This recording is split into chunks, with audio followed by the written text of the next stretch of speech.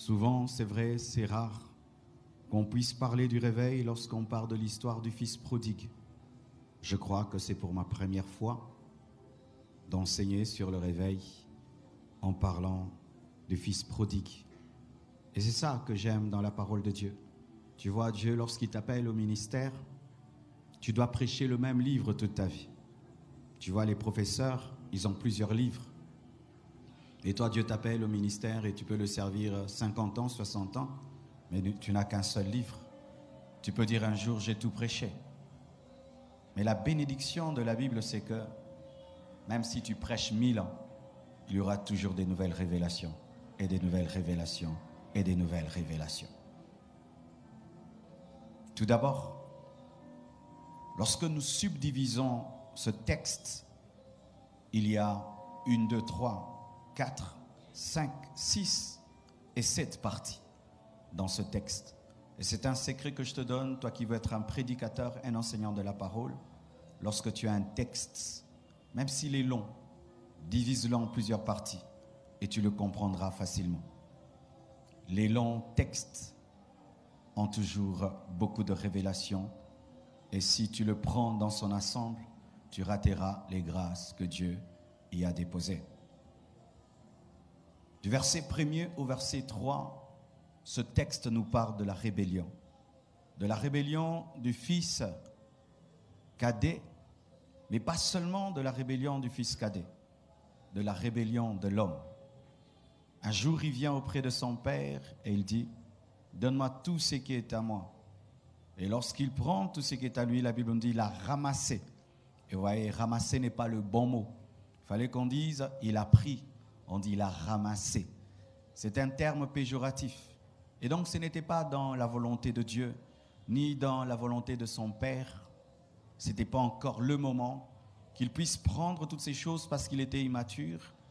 Et ce n'était pas aussi dans la volonté du Père qu'il puisse aller vivre dans le péché avec sa richesse. C'est l'état du monde actuel. Le monde actuel est en train de vivre sa richesse loin de Dieu. Lorsque nous devenons intelligents, c'est pour dire que Dieu n'existe pas. Lorsque nous devenons riches, c'est pour dire que les riches ne vont pas à l'église. Lorsque nous avons l'onction, nous voulons devenir les dieux de l'église, dominer sur les autres. Nous sommes comme incapables d'avoir la richesse de Dieu et les bénédictions du Père et de rester dans la maison du Père, à côté du Père. Et certains ici, vous êtes comme ce fils prodigue. À cause de la richesse du Père, vous êtes allé vivre loin du Père. Certains, c'est votre beauté. Tu es tellement une très belle femme que tu vis dans l'impudicité. Tu es tellement un beau garçon que tu vis dans l'impudicité. Tu es tellement fort que tu tabasses même tes parents. Tu es tellement intelligent que tu méprises tout le monde. Tu es tellement riche que tu méprises tout le monde. À cause de ce que Dieu t'a donné, tu es allé loin de Dieu. Et d'autres, ce sont des chrétiens.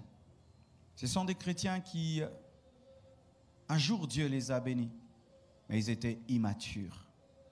La bénédiction les a éloignés de Dieu. Lorsque tu n'avais pas une télévision, tu priais. Maintenant que tu as une télévision, tu ne pries pas. Lorsque tu avais un téléphone bizarre, tu avais le temps pour Dieu.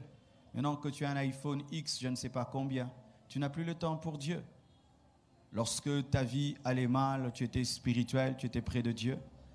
Mais bizarrement, depuis que Dieu a essayé de te bénir, à te donner une partie, une simple partie de ton héritage, tu es allé loin de lui.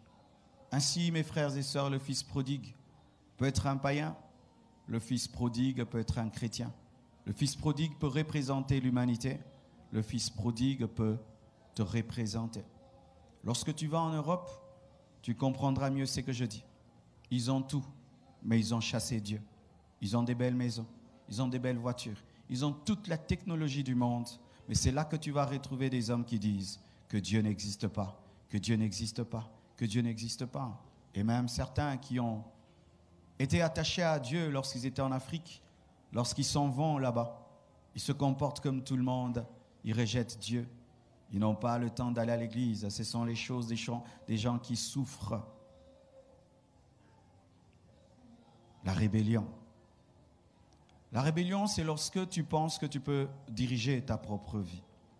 La rébellion, c'est lorsque tu penses que tu es aussi sage que Dieu et plus sage que Dieu.